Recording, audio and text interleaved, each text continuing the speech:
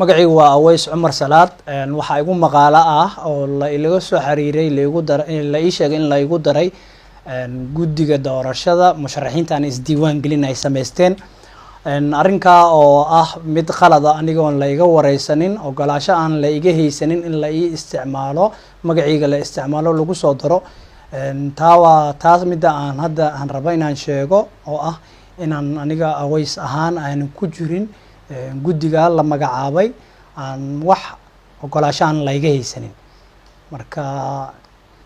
sida daraadeed waa inaan marka sida ay u ogaado wada dhaqameedyada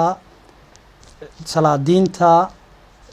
oqaasha haweenka ururka dhalinyarada dhamaan waxaan ahay aniga markii horeba nin halkan u soo gaaray inuu u tartamo xildhibaannimo kursi xildhibaannimo musharax u ahaa u tartamo haddana aan diyaar u ahaa inaan usii tartamo welina aan sugaayo maadaama ay intaa ay jirto in wax kale aan weli aan ka warhaynin la igula soo warramay intaan rabaa inaan halkan ka caddeeyo wabillahi tawfiiq wasalaamu calaykum ruuxa waxaan ku ogaaday in la iga soo wacay la igu yiri magacaaga lagu soo diray warqad guddiga doorasho hadda la magacaabay magaceygii laga dhex sheegay la igu soo warramay markaa waan ogaaday inaan aniga ahay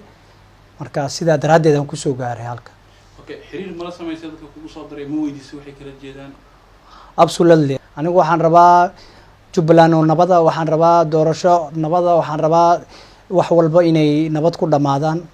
marka waxaan ahay nin wax soo bartay nin dhalinyaro ah maaragtay mana raba hadda in aan magacayga loo isticmaalo